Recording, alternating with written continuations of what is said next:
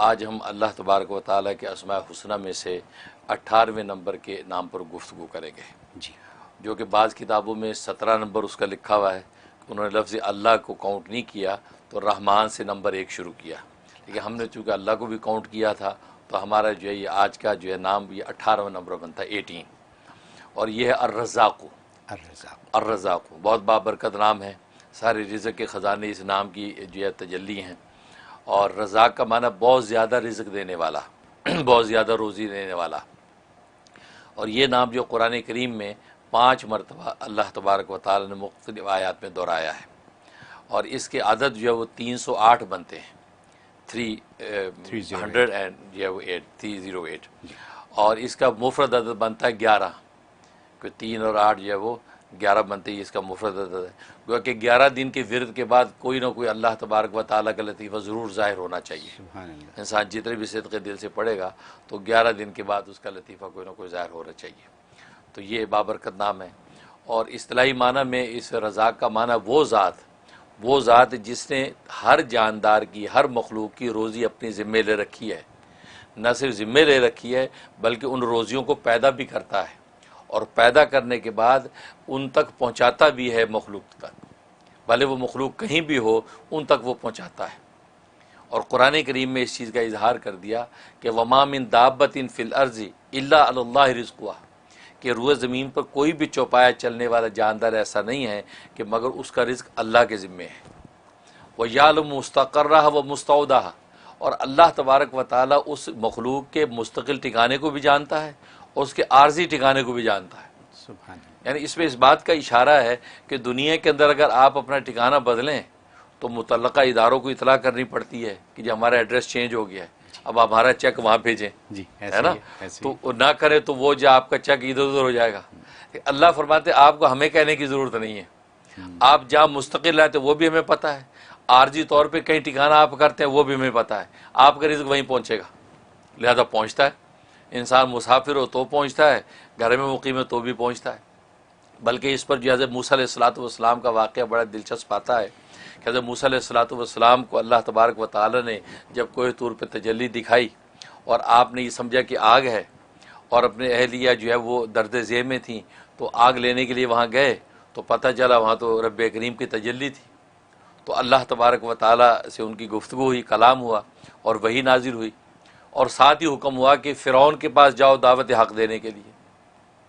اب یہ دل میں سوچنے لگے کہ اہل خانہ کا کیا ہوگا، ان کا خیال کون کرے گا، پیچھے جو بھی میرے ساتھ میرے کفایت میں لوگ ہیں ان کے رزق روٹی کا کیا بنے گا۔ تو یہ خیال آیا تو اللہ تبارک و تعالی نے فرمایا کہ موسیٰ یہ سامنے جو پتھر ہے اس پتھر کے اوپر جو اپنی لاٹھی ماری، وہ پتھر ٹوٹا، ان میں سے ایک اور پتھر نکلا، فرمایا اس دوسرے پتھر پہ لاٹھی مار، وہ ٹوٹا، اس میں سے ایک اور پتھر نکلا، فرمایا تیسرے پتھر پہ پھر مارا تو ٹوٹا، اس میں سے ایک چھوٹا سا کیڑا جس کے منہ میں سبز پتا ہے، وہ غذا ہے وہ کھا رہا ہے، اور یہ ترانہ پڑھ رہا ہے کہ سبحان من یرانی و یعلم مکانی، کہ پاک ہے وہ ذات کہ جو مجھے دیکھ رہی ہے اور میرے اس ٹھکانے کو بھی جانتی ہے، وہ یسمع کلامی، اور میرے کلام کو بھی سنتی ہے، وہ یذکرنی ولا ینسانی، اور مجھے یہاں پر بھی یاد رکھے ہوئے ہے کہ مجھے رزق پہنچا رہی ہے اور مجھے بھولی نہیں ہے۔ سبحان اللہ۔ تو اللہ تبارک و تعالیٰ فرمایا موسیٰ میں اس کیڑے کو یہاں خوراک پہنچا سکتا ہوں تو تیرے اہل خانہ کا میں کفیل نہیں ہو سکتا، تم پریشان نہ ہو، تو میرے کام میں لگ، میں تیرے کام میں لگوں گا۔ تو مطلب یہ اللہ تبارک و تعالیٰ کے رازقیت کا عالم ہے کہ جہاں بھی ہوتا ہے اسی جگہ رزق پہنچاتا ہے۔ اس لیے علماء نے لکھا ہے کہ رزق کی 2 قسمیں ہیں، ایک رزق خاص ہے، ایک رزق عام ہے۔ رزق خاص کا مطلب یہ ہے کہ وہ رزق کہ جس کا تعلق ایمان و یقین کے ساتھ ہے، کہ اللہ تبارک و تعالی ایمان و یقین کا جو رزق، دلوں کا جو رزق عطا کرتے ہیں اور رزق حلال کی دولت سے جو منور کرتے ہیں، یہ رزق خاص ہے۔ اور ایک رزق عام ہے کہ جو دنیا اور سامانوں کا جو رزق ہے، یہ اللہ تبارک و تعالی بلا تفریق کافر مومن سب کو عطا کرتے ہیں، لیکن رزق خاص جو ایمان و معرفت کا رزق ہے وہ صرف اللہ تبارک و تعالی مومنین کو عطا کرتے ہیں، اور اہل ایمان کو اللہ یہ توفیق دیتے ہیں کہ وہ رزق حلال کی کوشش کرتے ہیں۔ اور ابن قیم رحمہ اللہ تعالی نے بڑی خوبصورت بات کی کہ اصل میں رازقیت کے 2 مفہوم ہیں، رازقیت کا ایک تو مفہوم یہ ہے کہ اللہ تبارک و تعالیٰ جو ہے وہ ایک وہ رزق عطا کرتے ہیں جو انسان کی ایمانوں اور انسان کے سامانوں کا رزق ہے، اور وہ اپنے انبیاء اور اولیاء کے ذریعے سے اللہ تبارک و تعالیٰ مخلوق تک پہنچاتے ہیں۔ اسے علم و عرفان کا رزق بھی ملتا ہے، یعنی قلوب کا رزق،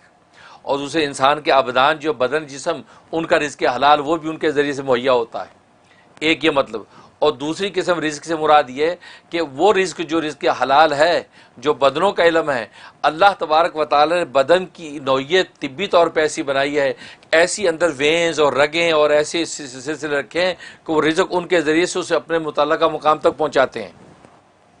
کیونکہ اگر رزق موجود ہو اور اندر کھانے کا نظام ڈسٹرب ہو جائے تو کیسے پہنچے گا؟ تو فرمایا کہ انسان جب کھاتا ہے تو وہ نالیاں اللہ نے ایسی بنا رکھی ہیں کہ ہر چیز اپنے اپنے مقام پہ جا رہی ہے، پانی اپنے مقام پہ جا رہا ہے، غذا اپنے مقام پہ جا رہی ہے، ہر چیز اپنے اپنے مقام پہ ٹھہر رہی ہے۔ اور پھر کھانے کے بعد انسان اگر الٹا ہو جائے تو وہ کھانا باہر پلٹتا نہیں ہے، یعنی ایسا نظام رکھا، کھانا گیا اب وہ پلٹ کے باہر نہیں آتا۔ فرمایا یہ جو دوسرا رزق کا مفہوم ہے کہ اللہ نہ صرف کھلا دیتا ہے بلکہ کھلانے کے بعد وہ اس کو اپنے اپنے مقام پر پہنچا دیتا ہے اور اس کے اچھے اور نیک اثرات ظاہر کرتا ہے۔ یہ اللہ تبارک و تعالیٰ کی رازقیت ہے جو کسی دوسری ذات کو حاصل نہیں ہے۔ اس لیے اللہ تبارک و تعالیٰ رزاق ہے، یعنی بہت زیادہ روزی دینے والا، مطلب نہ صرف روزی دینا بلکہ روزیوں کو پیدا بھی کرتا ہے اور اپنے اپنے مقام پر ہر ایک کو اس کی روزی پہنچا بھی دیتا ہے۔ یہ رازق ہے۔ اور جہاں تک اس کے فضائل و فوائد کا تعلق ہے تو ایک اس کا فائدہ یہ ہے کہ اگر کوئی شخص چاہتا ہے کہ مشکلات اور باریک بین چیزیں، خاص طور طالب علم، پروفیسر اور اسی طریقے سے لیکچرر، پڑھنے پڑھانے والا آدمی چاہتا ہے کہ باریک بینی مجھے حاصل ہو جائے، تو صبح اٹھتے ہی نہار منہ، ابھی اسے کلی نہیں کی، منہ نہیں دھویا، اٹھتے ہی 20 دفعہ یا رزاقو کا ورد کر لیا کرے۔ 20 دفعہ سے بیٹھے بیٹھے یا رزاقو یا رزاقو یا رزاقو، بس اس کے بعد اپنے کام میں لگے۔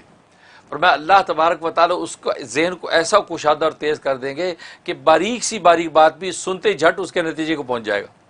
ایسا ذہن کھول دیتے ہیں۔ یہ اس میں فائدہ۔ اور دوسرا فائدہ یہ ہے کہ اگر کوئی چاہتا ہے کہ گھر کے اندر رزق کی فراوانی ہو جائے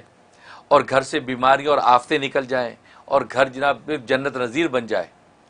تو فرمایا کہ وہ شخص روزانہ صبح کی نماز پڑھنے کے بعد، فجر کی نماز کے بعد اپنے گھر کے چاروں کونوں میں 10 مرتبہ یا رضا کو پھونک دیا کرے، اور اس کونے سے شروع کرے جو کونا جو قبلے کی طرف سیدھی طرف ہے۔ اگر قبلہ ادھر ہے تو سیدھی طرف کا کونا وہ ہے، تو سب سے پہلے اس کونے پہ کھڑا ہو کے یا رضا کو 10 دفعہ پڑھ کے 3 دفعہ پھونک دیا، پھر الٹی طرف آ جائے، پھر 10 دفعہ پڑھ کے، اس کے بعد یہ پیچھے کی طرف آ جائے 10 دفعہ پھونک، پھر اس طرف، تو گویا کہ چاروں کونوں پہ 10 دفعہ پھونک دیا کرے تو گھر میں رزق کی فراوانی ہو جائے گی، غیب سے رزق آئے گا اور کوئی بیماری گھر میں نہیں ٹھہرے گی۔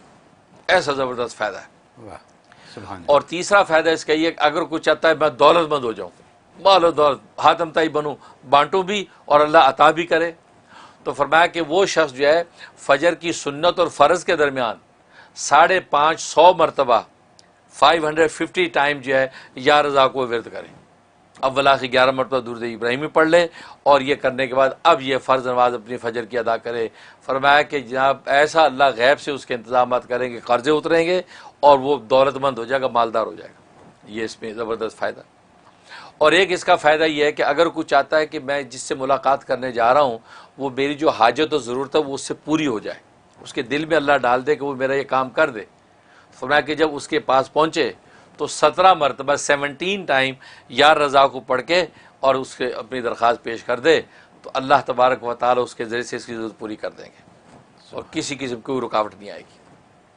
اور ایک فائدہ یہ ہے کہ اگر جو ہے یہ چاہتا ہے کہ اللہ تبارک و تعالیٰ کیا کوئی خاص مقام اور قرب مجھے حاصل ہو جائے،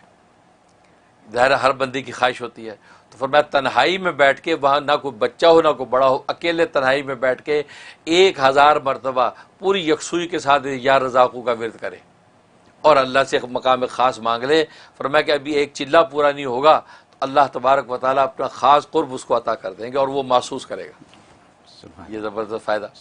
اور ایک فائدہ یہ ہے کہ اگر کوئی قیدی ہے، قید میں ہے بے گناہ، تو قیدی کو چھڑانا چاہتا ہے، یا کوئی مریض ہے بیچارہ وہ مرض سے چھٹکارا چاہتا ہے، تو فرمایا کہ 125 مرتبہ پڑھ کے آپ اس قیدی کے لیے دعا کریں اول آخر 11 مرتبہ درود شریف، یا جو مریض ہے اور اس مریض کے لیے 125 مرتبہ پڑھ کے آپ جو اس کی صحت کی دعا کریں، اللہ تبارک و تعالیٰ یہ 3 ہفتے کے اندر ہی انشاءاللہ اس قیدی کو رہا کر دیں گے اور اس مریض کو شفا دے دیں گے۔ یہ زبردست کے فائدے حضرت ماشاءاللہ۔ اور جہاں تک خواب میں تعبیر کا تعلق ہے، اور میں خواب میں اگر یہ دیکھا، اس کا مطلب ہے اللہ تبارک و تعالی اس کو اپنا قرب خاص عطا کریں گے اور دین دنیا کے جو ہے رزق اور دولتیں اس کے لیے آسان کر دیں گے۔ لہٰذا یہ صدقات کا اہتمام کرے، مالی صدقہ غریبوں میں بانٹنا شروع کر دے، اللہ مقام خاص بھی دیں گے اور رزق کی فراوانی کر دیں گے۔ یہ تعبیر۔ سبحان اللہ۔ حضرت یہ جو رزق کی جو آپ نے آج تعریف بیان کر دی ہے،